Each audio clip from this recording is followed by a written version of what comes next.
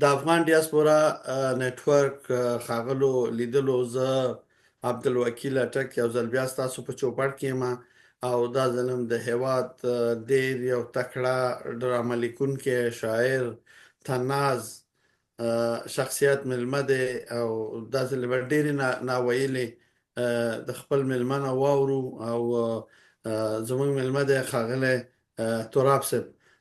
تراب صاحب ښه راغلی او ښې چارې زموږ د افغان ډیاسپورا نتورک ښیښه او کمره ستاسو په خدمت کې ده. زه هم په خپل نوبت باندې ګرانو لیدونکو ته سلامونه وایم. ډېره زیاته مننه اټک صاحب، او دې ته زه تیار یم چې ستاسې په کومې پوښتنې وي نو مهرباني وکړئ. تراب صاحب که تاسې مهرباني وکړئ او خپل ځان په لنډه او مختصره توګه زموږ لیدونکو ته راوپېژنئ، سره د دې چې ستاسو شهرت خو د هیواد په کچه دی او ټول ستاسو د لیک او قلم سره اشنا دي، خو بیا هم ځینې کیدای شي زموږ ځینې لیدونکو دپاره ستاسې ایره نه وي. بله، زما نوم حفیظ الله تراب او د میرزا حبیب الله زوی یم. د کونړ ولایت د پاشد د کلي اوسېدونکی یم، په قوم مومن، او کورنۍ م د میرزیانو په نامه باندې مشهوره ده چې د پیړیو راهیسې په افغانستان کې یوه لوستې کورنۍ وه او ډېرو خلکو ته زموږ د دې مشرانو په وسیله باندې د لیک لوست د زده کړې فیض رسېدلی دی. نو 1902 کال کې زه زیږېدلی یم په عیسوي کې، او د ننګرهار پوهنتون د ژبو او ادبیاتو د پوهنځي نه فارغ یم. د ډالۍ مجلې مسؤل مدیر وم، او همدارنګه په ځینو مؤسساتو کې د ملل متحد په مؤسسه کې د لمر تلویزیون کې ځینو فرهنګي ادارو کې مې کارونه کړي دي. او نور که څه پوښتنه وي نو چې رانه پاتې تاسې ویې چې زه په یاد کړم. لاله ماته خو جالبه دا ده چې نه پوهېږم تا سره زه د کوم ځای نه شروع کړم، خو راځه د دې نه به شروع کړو. څه باعث شوه چې تا د ګل مرجان ډرامه ولیکله؟ نو خبره دا ده چې دې نه معلومېږي لکه چې زما ستا په ټولو زما په هنري الوزلو کې ستا د ګل مرجان سناریو یا فلم چې دی دا دې ډېر خوښ و که نه. حال دا دی چې د دې نه مخکې ما ډېر څه لیکلي، خو خیر زه به ستاسې دې پوښتنې ته دا جواب ووایم چې ګل مرجان چې د ډاکټر عبدالله دویم نوم و په افغانستان کې ټولو خلکو په همدې نامه پېژنده. نو هغه داسې وه چې د ګل مرجان د ډاکټر عبدالله له لاسه خلک پوځ ته راغلي وو، ټول افغانستان په اور کې ولاړ.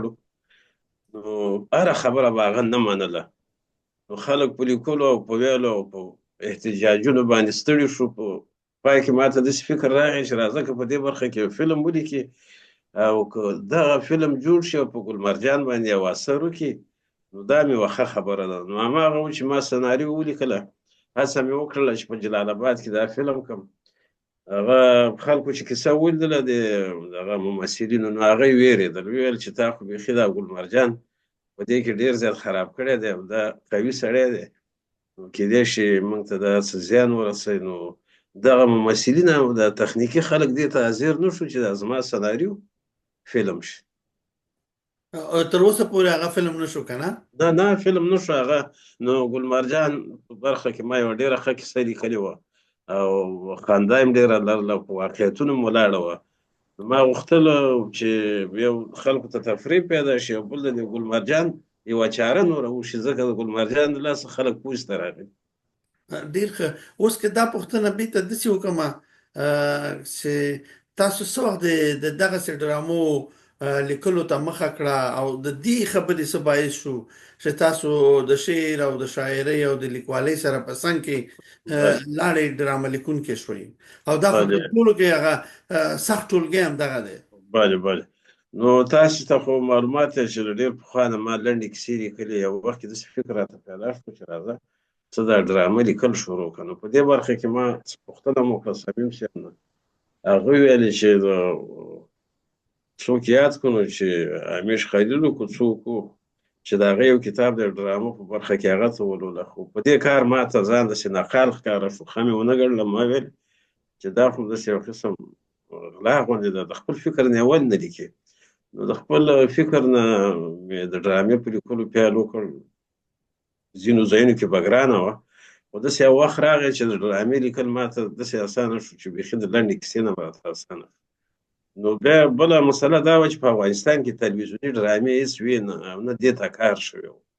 هسې د افغان فلم په نامه باندې هماغه نوم یې و او لا پې به کېدلې، او په حقیقت کې هېڅ شی نه لرل. نو ما د ډرامو لیکلو او جوړولو پیل وکړ، او له نیکه مرغه خلکو ډېرې زیاتې خوښې مې کړې.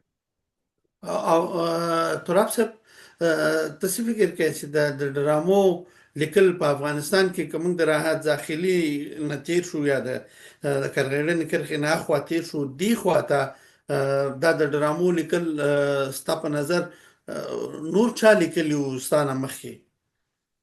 نو خبره دا ده چې په افغانستان کې دې کې شک نشته دی چې د رادیوي ډرامې لیکل شوې وي، او همدارنګه د سټیج ډرامې د ډېر پخوا نه دا رواج وي.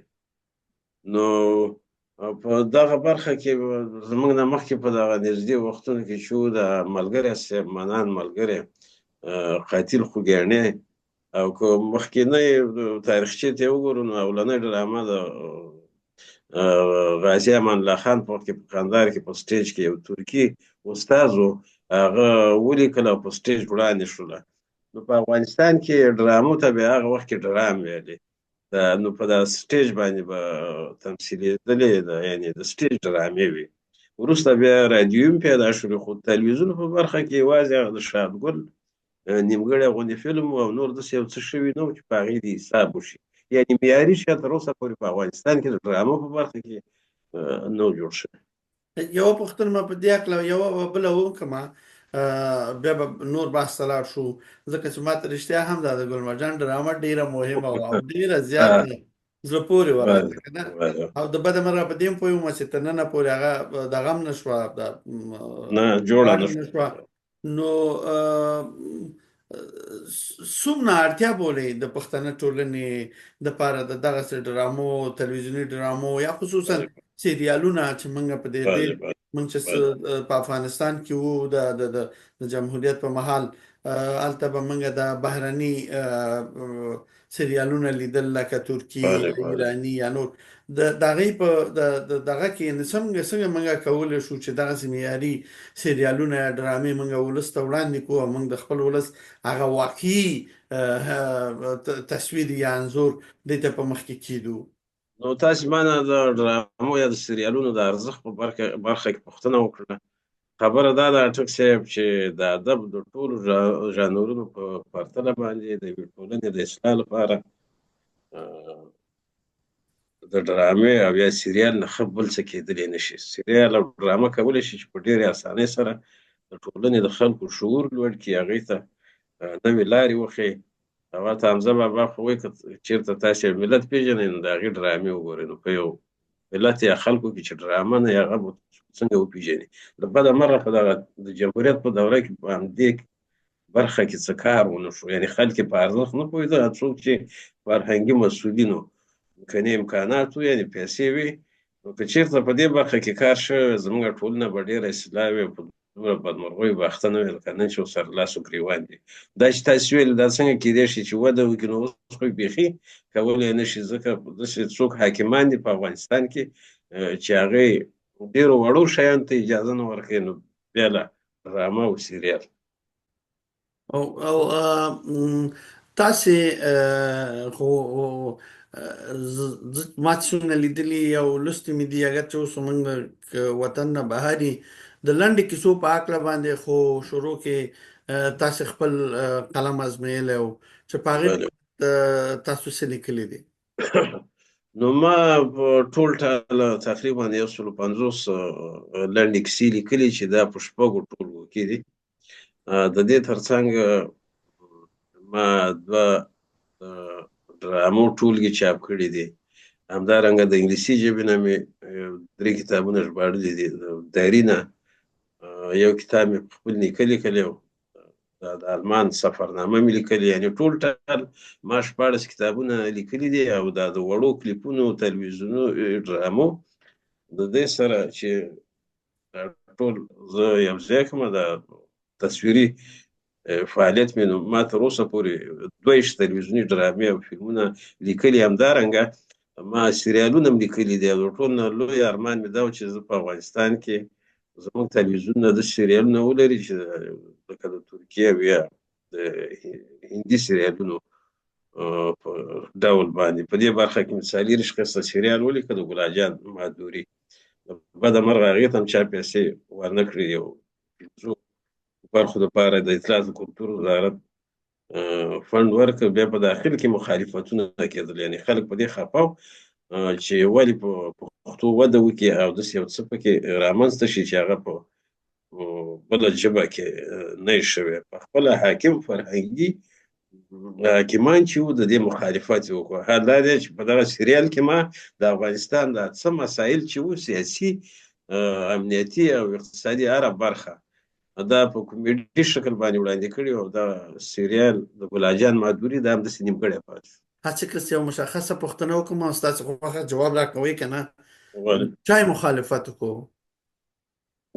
مخالفت دوه قسمه و، یو خو په خپله د شمال ټلواله چې وه دی داسې ښودلې وه په 15 کلونو کې چې پښتانه یو بې فرهنګه خلک دي او په دې برخه کې خو بیخي هېڅ کولی نه شي. حال دا چې یو ورځ یو تلویزیوني مرکې په ترڅ کې ما ټولو ته چلنج ورکړ، هغې ویل چې په پښتو کې داسې څوک شته نه چې لیکل وکړي. نو ما ورته ویل دا خبره ستاسې غلطه ده، زه بیا داسې ولیکم چې په دې ټول افغانستان کې په هغه تخنیک او په اسانتیا هېڅوک ونه لیکي. زه کولی شم چې په هره میاشت کې تاسو ته یوه ډرامه دغه کړم. دا خو ډېره غلطه خبره ده، دا تاسې دروغ ویل. بل په خپله چې هلته د تلویزیون څوک حاکمانو هغې مخالفت کوم، مخالفت یې په دې کوم چې هغو زما دا لیکنه به ډېره انتقادي وه.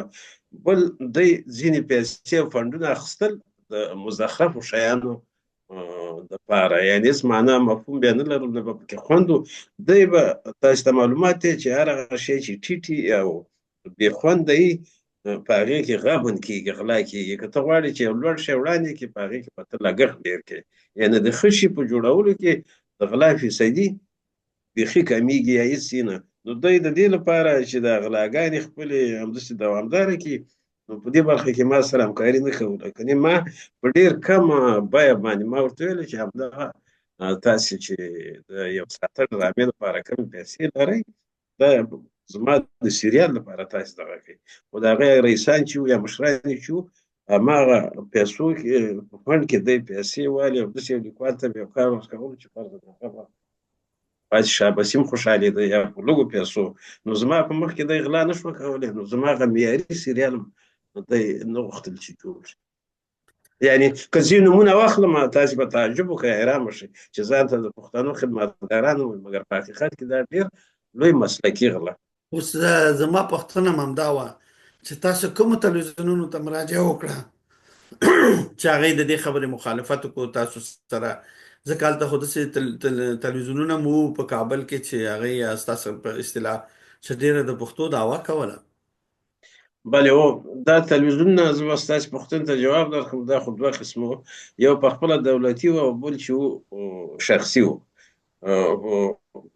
شخصي د تلویزیونونو مالکان داسې وو چې هغې په خپله سوداګر وو. دې کې شک نشته چې پښتو یا افغانانو ته بیا خیر رسېدلو، ځکه خامخا یو خپرونه چې په کومه ژبه خیر یې رسېږي.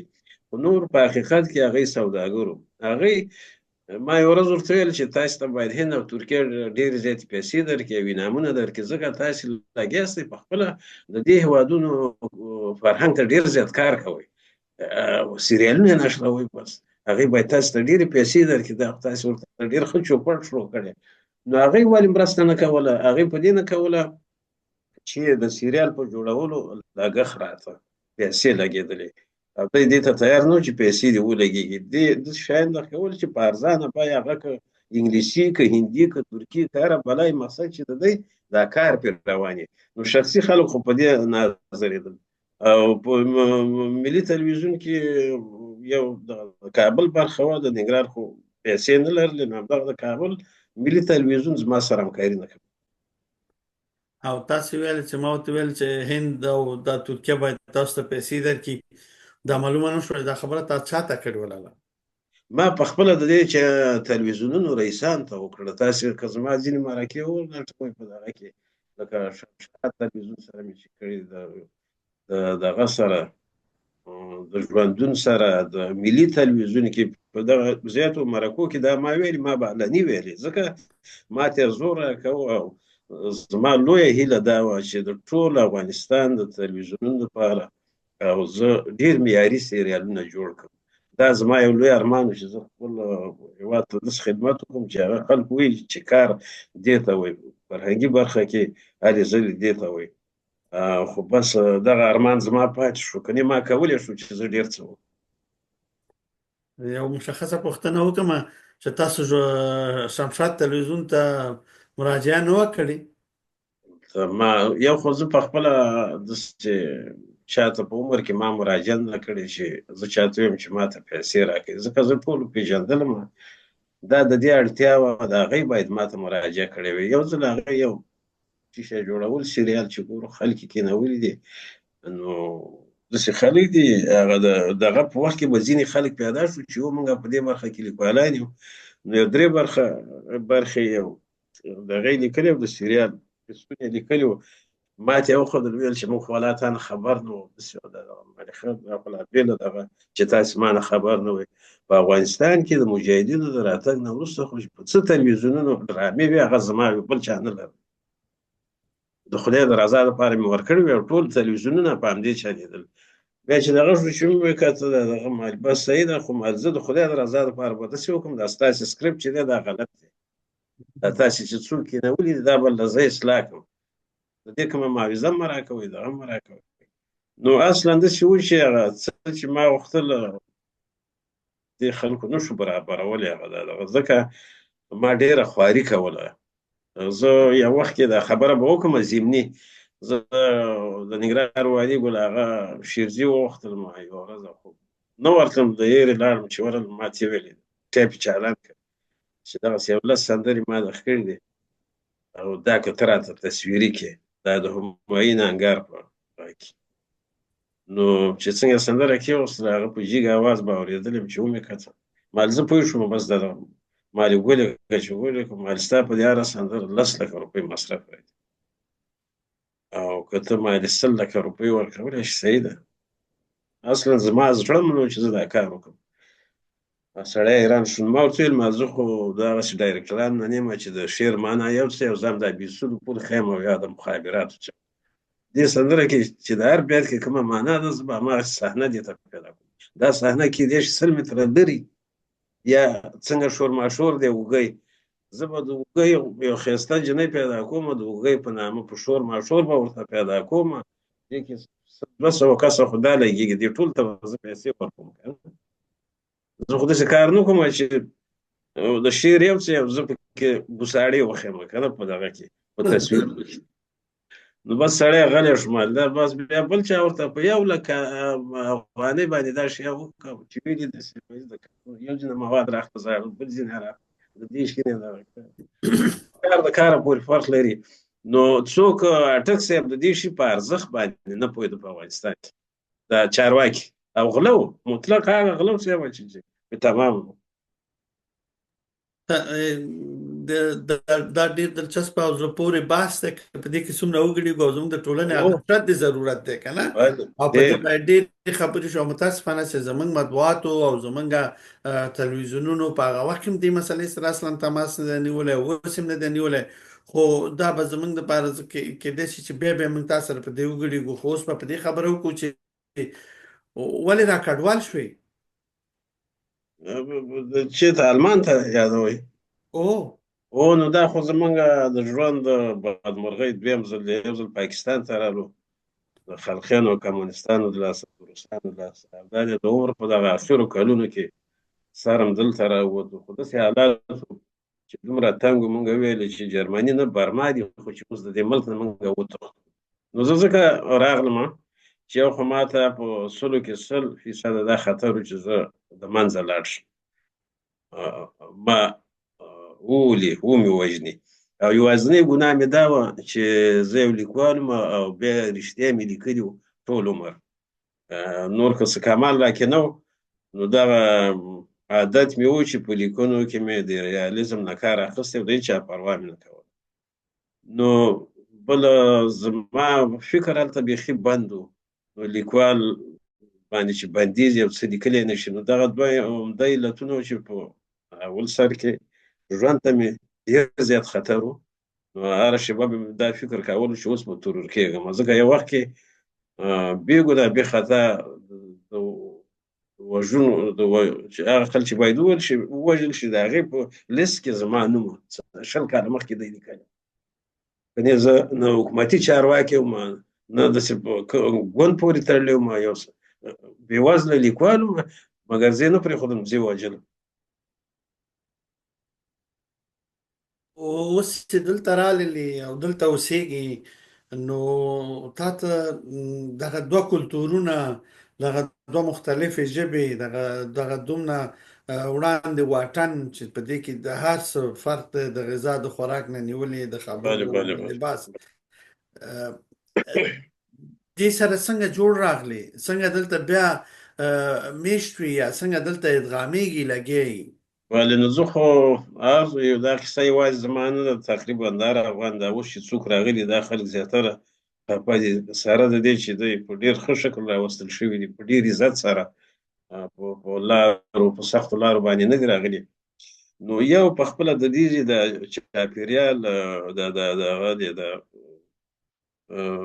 اقلیم دی، زما په نظر باندې دا په خپله ډېر اثر لري، سره دې چې دا رسېدلي هېوادونه دي، خو د دې په هوا کې او په اسمان کې داسې یو څه شته دی چې د چا پکې زړه تنګ شي. بله ورځ یو فرانسوي لیکوال ځان وژنه کړې وه، نو بیا یو خط یې پرېښی د سیند غاړه کې، هغې کې لیکلي وو که چېرته ماته یو قسم اوس وخاندي، یو نفر هم ماته وخاندي، نو زه دا کار نه کوم، زه ځان نه وژنم.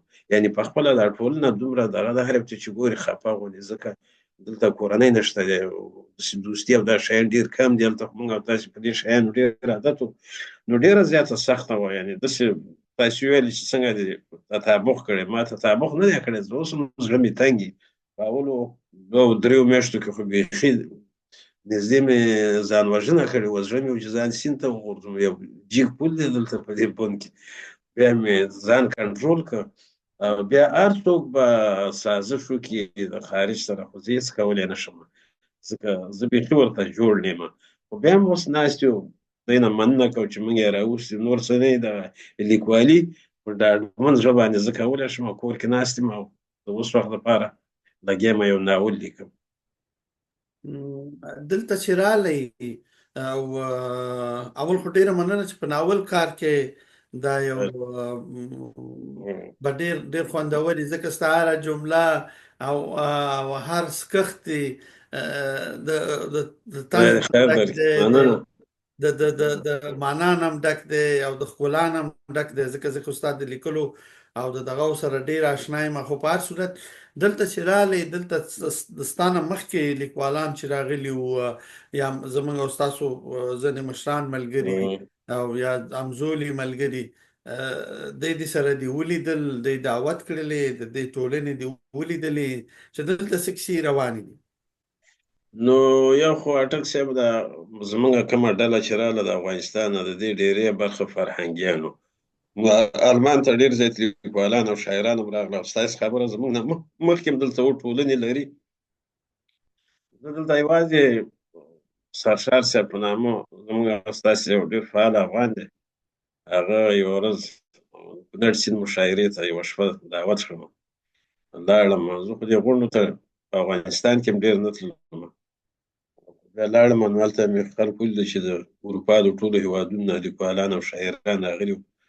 او د هغې نه وروسته نور دلته چې د کومه ټولنه ده فرهنګ په باره کې، هغې ما سره کومې اړیکې نیولې نه دي. او بس دلته زه ناست یم، لګیا یم په خپل کور کې، په ټوله ورځ شین چای څښم او لیکل کوم. نو خوشحاله په دې یم چې دلته راغلم. یو کتاب مې، یو رکوټی کتاب مې د المان لیک په نامه باندې چې برخه کې دی چاپ کړ، نوم یې دی ویاړلی ژوند، خلکو ډېر زیات خوښ کړ. همدارنګه اوس کار مې وکړ، یو 15 کیسې مې په انګلیسي ژبه چاپېږي د یو کتاب په شکل باندې. نو لګیا و د کار کوم چې تر څو ژوندي. کله به بېرته وطن ته لاړ شې تراب صاحب؟ ولې دا عجیبه خبره وکړله. نو دغه تېره ورځ کې مې عابد صاحب په تاسو پیژنئ باز محمد عابد زموږ او ستاسې یو لیکوال دی. دغه د المان یو لیک کتاب مې ورکړی و، نو پرون یې ګروپ کې لیکلي وو چې یاره تراب صاحب خو د ټول عمر دپاره افغانستان ته تللی نه شي، دا کتاب چې ما ولوست. نو ما ورته ویل چې دا خو د هر لیکوال دا وظیفه ده چې دا رښتیا ووایي. موږ 30-35 کاله مخکې مو همدا شروع چې کړې ده، همدا حقایق مې ویلي دي، هلته هم خدای ساتلي وو. هلته په د حاکمو نظامونو د قدرت په وخت کې ما لیکل کړي، که هغه د طالبانو اوله دوره وه که اوس وه او که امریکایانو او جمهوریت وه او که مجاهدین وو. نو دا خو مال د دې نه ما ډېر تیز لیکل کړي، دا خو یو عادي خبره ده. نو که د عابد صاحب خبره نو زه کیدای شي هېڅ لاړ نشم، تللی نشم. که زه لاړم یعنې په اوله ورځ باید دی ما وولي. نو دا زموږ لیکنې تاسې فیسبوک کې هم ګورئ، په کتابونو کې هم ګورئ. که نه زړه خو م دا غواړي چې دغه کاغذونه راکړي او په سبا زه لاړ شم او هلته زه وګرځم او تسل مې وشي په خپل وطن. تراب صاحب یوه تاسو مخکې په خبرو کې ویلې چې دا ستاسو اول ځل کډوالي نه ده، په وطن کې هم څو ځله بې ځایه شوئ او مثلا دا زموږ په سر ده، یوازې ستا نه زموږ د ټولو. د ټولو یوه اوږده دوره، یو اوږد کورس په اصطلاح موږ او تاسو په پېښور کې هم واخیسته. که د هغې ژوند په هکله د سختو یا د هغې د کومه خاطره یا شک د سره تا ته داسې لازم ښکاري چې موږ سره یاد کړي او دا به هم بده نه وي؟ والا بلې هو، نو زه خو واټک صاحب تاسو ته معلومات یې د پېښور ژوند تاسې هم لیدلي وو. هلته موږ او تاسې ډېر کړاوونه تېر کړل، ډېر سخت یې. سره دې چې نړیوالو ډېرې مرستې کولې، خو هغه کومکونه مرستې ټولې پاکستان وهلې. په وچو ډاګونو کې افغانان پراته وو، په خپل همت یې ژوند کولو. ما ته هغه خلک ډېر باپته او باعزته هغه اولني مهاجرین چې وو، ځکه ما لیدلي وو ډېر سخت کارونه بیا کول، خو چا ته یې لاس نه نیولو. یعنې د په هغه وخت کې په ټولو افغانانو کې یو سوالګر چا پیدا کولی نه شو، او داسې نه چې د هغې ژوند ښه و. ډېر سخت کارونه په پاکستان کې چې وو، د پېښور نه نیولې تر کراچۍ پورې د افغانانو کول په ډېرو لږو روپو باندې، خو ډېر غیرتي خلکو. نو موږ سره نادودې د پاکستان هره برخه کې ډېرې خاطرې دي او دغه دي. خو زه به درته یوه لنډه خاطره وایم سره دې چې ما د کتاب کې چاپ شوی د هغه داسې وه چې د طالبانو په تېره دوره کې دا تورخم لاره پاکستان بنده کړې وه. یعنې داسې بنده کړې وه چې د افغانانو عزت هلته بیخي هره ورځ د خپو لاندې کېدلو، ولادت کېده. نو موټر کې ناست یم پېښور ته مې زړه و چې لاړ شم د جلال آباد نه. لاره کې مې پوښتنه وکړه د خوا کې د صاحب د ملګري نه، ما دا څنګه لار څنګه ده؟ وایي والله هغه د خوان او د خرو لاره باندې سړی تللی شي. ویل ښه، ډېره ښه ده. دې کې یو بل کس و، هغه ما نه پوښتنه وکړه، وایي دا د اوښانو لاره څنګه چلېد؟ څه دغه غواړي، پاسپورټ غواړي که دغه څه شی ده؟ معنی هغه د بټۍ کار ورته وایي چې هغه د سړی هغه څوک چې خره چلوي، نو هغه چې سړی بیا سړی تېرېدی شي. دا کس هم غټ سړی. هلته چې ورسېدم د اوښانو لارې ته ډېر زیات افغانان په بد حالت کې، پاکستاني پولیس دی، نو هر څوک وایي یو پیړ ربړ ورسره دی. خو لنډ یې داسې و، اخره کې مې یو لین جوړ کړ، پاکستاني سره په 500 کالدارې خبره وکړه. نو دې پولیس ما ته ویلې چې زه به وړاندې ګوډۍ سره ولاړ یم، ته به راشې هلته به ما سره ستړي مه شي وکړې د غېږې. نو دا نورو خاصداران فکر وکړي چې دا یې ملګری دی، همدې کې به زه تا ته اجازه درکړم ته به لاړ شې. ما ویل ښه صحیح ده. نو دا چې مې ورکړې، اوس د دې ټیل کې ورتګ ډېر سخت دی، ځکه هلته یو ظالم ولاړ دی ډېر پیړ ربړ ورسره دی. خو لنډه ده، سترګې مې پټې کړلې، ځان مې ګوډۍ ته ورساو، پولیس ته مې غاړه ورکړله، څنګه یې جوړې ته کړې. زه چې څونه ځان ته رانږدې کومه دا مې بېرته ځان نه لرې کوي. بیا ورته ویم مڅال دی کور کې خیرت دی. بیا مې ځان نه ټیل وایي، او دې کې چې ګورم بس چې وړاندې مې وکتل بل ولاړ دی، هغه خاندي، تشي نیولي دي. نو هغې غږ وکړ د خندا نه وروسته، ما ته ویل چې سړی دې غلط کړی دی، بل چاته دی غاړه ورکړه. ما خپل ځان ته راته ښودلی و که نه، زما څه دغه خو ټولو تورې جامې اغوستې، سړی رانږدې یم، غلط شوی به و. نو یوه پکې دا خاطره او نورې ډېرې نادودې ډېرې بدې او سختې ورځې. خو بیا هم سره د دې هلته ښه و. هغه دوره ښه په دې وه چې د پېښور اوسېدونکي پښتانه وو او د هغې دورې مقایسه به دې سره داسې کولی شي اوس که دلته جرمني کې او چېرته وځي نو بانجان به نشي اخیستی خو هلته د ژبې د کلتور د جامې دا ستونزه موږ نه لرو دې سره که بالکل مقایسه کړو. بالکل یعنې سره دې چې هغه ډېره د بېوزلۍ دوره وه خو هلته زموږ زړه خفه نه و دلته په اقتصادي لحاظ باندې ښه یم روح هم دغه دی ناارامه دی خفه یې او د دې علت همدغه کلتور دی دا د کلتوري توپیرونه چې دي دغه ستونزې رامنځته کوي یوه داسې لږه سیاسي پوښتنه ځکه چې او ته خو یو خبیر او تناز انسان یې په ډېرو باریک ظرافتونو باندې د سر خلاصېږي اوس موږ مثلا کینو د دوستم سره خبرې کوو یا مثلا د هغې نه د ټیټو خلکو سره خبرې کوو مګر نجیب ډېرې د سولې چغې ووالې د مصالحې چغې ووالې او ډېر انعطاف یې وکړو اشرارو ته یې مجاهدین وویلې تنظیمونو ته یې درانه وویلې ولې تراب لالا ولې تراب صاحب دغه د تنظیمونو د ډاکټر نجیب سره په یو ټغر کې نه ناسته ولې د هغې مصالحې ته دغه ونه ویلې ځکه چې د هغې نه بیا وروسته ډېر بد حالت راغی چې وطن بیخي تباه شو صفر کې بله بله بله په هلته دغه شی شوی وی ستا په نظر په دغه ستا نظر غواړم او ستا تبصره غواړم من حیث د یو سربکف مجاهد من حیث د هغه اولنو مهاجرینو نه من حیث د هغې نه چې ستا فامیل ستا کورنۍ ستا ورور دی کورنۍ دی پلار دی ټول مستقیما د روسانو سره په جګړه کې اخته وي د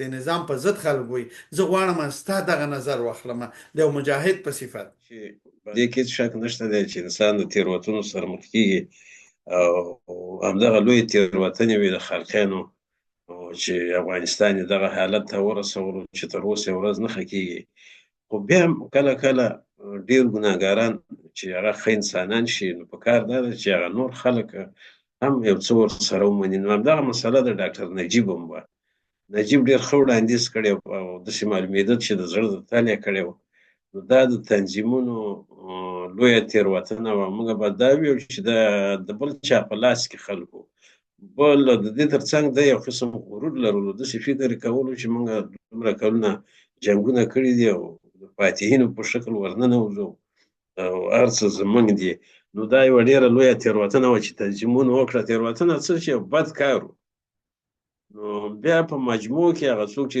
رښتیني مجاهدین و حتی د ډاکټر نجیب په مرګ باندې دومره خفه و نو دا خو نه لورېدله چې پاکستان یې ډاکټر نجیب په دغسې شکل باندې ووژني بل په خپله په هغې کې داسې وړتیا وه لکه د ده ښه ویاند و ښه څېرې وه ښه لیډر و نو حتی د مجاهدین یې هم په مرګ باندې خفه و نو دا یو ډېر بد کار و چې تنظیمي ګوندونه وکړو نو دا داسې ګوندونه وو چې دا یعنې د دې نه ډېره تمه هم په کار نه وه دی باید همداسې کړي وی که نه دی کې دا وړتیا نه وه چې د افغانستان رهبریت یې دی په لاس کې واخلي او نه پکې اوس هم شته دی تراب صاحب که چېرته دې په لاس کې یو شعر درنه اورم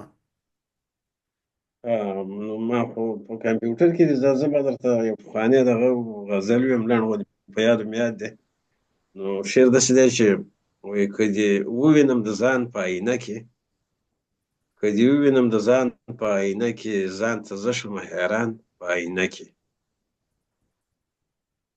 او دا مې یار په آینه کې رخسار وکوت که انځور شو ګلستان په آینه کې په ساده ښایست دې څه کانې راوکړې چې لا نور جوړوي ځان په آینه کې او دا په دا چې لږ کامیاز زغملی نه شي ځکه ډېر ګوري خوبان په آینه کې او که د زړه آینه ښه لري ترابه زر به ووینې جانان په آینه کې سره د دې چې موږ نه وطن په اجبار او په دغه پاتې شو او د هېواده راووتلو او ډېرې زما ستا نه مخکې هم دلته راغلي دي چې هغې یو فرهنګي شالید لري او تاسې هم یو